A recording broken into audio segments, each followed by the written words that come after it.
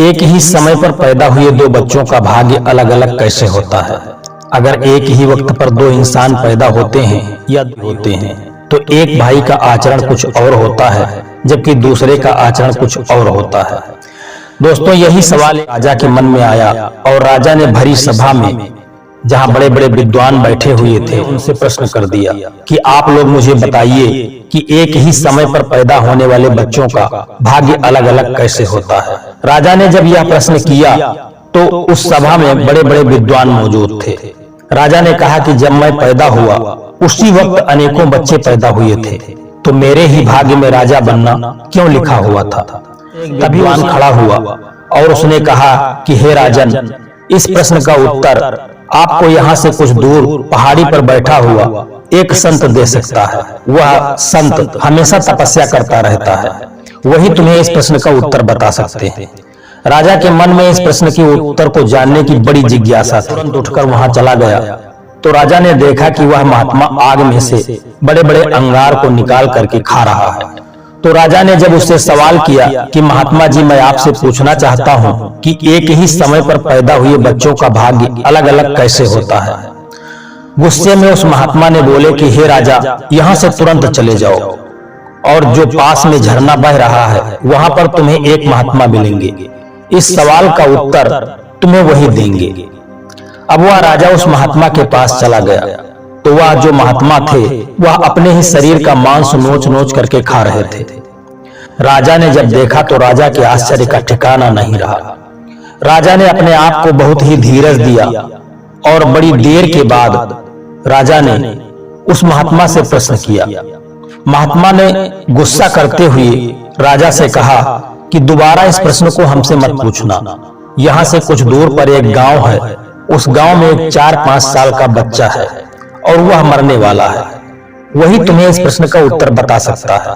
राजा के मन में उस प्रश्न के उत्तर को जानने की बड़ी ही जिज्ञासा थी क्योंकि वह सवाल ही जबरदस्त था। तो राजा उस बच्चे के पास चला गया और उस बच्चे के माता पिता सभी वहीं बैठे हुए थे। तो उस बच्चे से भी राजा ने यही सवाल किया कि तुम मुझे बता सकते हो कि एक ही वक्त पर पैदा हुए बच्चों का भाग्य अलग अलग कैसे होता है।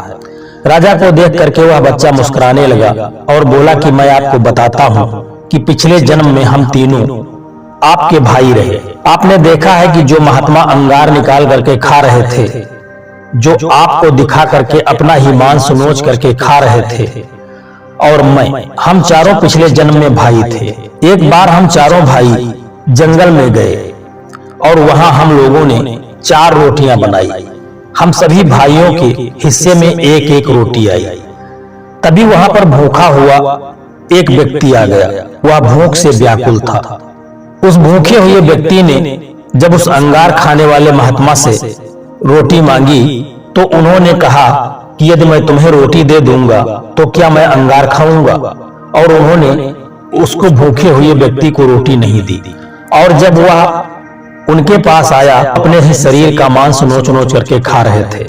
जब उनसे उस व्यक्ति ने रोटी मांगी तो उन्होंने यह कहकर टाल दिया कि यदि मैं रोटी तुम्हें दे दूंगा तो क्या मैं मांस खाऊंगा। तो आपने देखा है कि वही अपने शरीर का मांस नोच नोच करके खा रहे हैं। और जब उस व्यक्ति ने मुझसे रोटी मांगी तो मैंने उससे यह कह दिया कि तुमको रोटी दे करके क्या मैं भूखों मरूंगा। और आज आप देख रहे हैं कि भूख ही के कारण हमारी मृत्यु होने वाली है, क्योंकि भूख से व्याकुल होकर के मैं अपने प्राणों को त्याग दूंगा, क्योंकि मुझे जन्म इस गरीब खानदान में मिला जहां एक वक्त की रोटी भी नसीब नहीं होती है। और जब वह व्यक्ति आपके पास गया तो आपने उन्हें आधी रोटी दे दी और उस आधी रोटी को खाकर उस व्यक्ति की आत्मा तृप्त हो गई।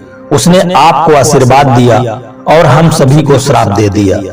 इसी कारण से जो आप आज देख रहे हैं यह हम तीनों की गति है।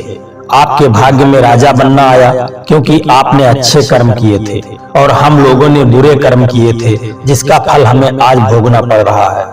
दोस्तों, इसीलिए कहते हैं कि व्यक्ति को हमेशा अच्छे कर्म करना चाहिए और दूसरों की मदद करना चाहिए, सेवा करना चाहिए, क्योंकि मदद करने से, सेवा करने से जब व्यक्ति खुश होता है तो वह आशीर्वाद ही देता है और वह आशीर्वाद बहुत ही फलता है।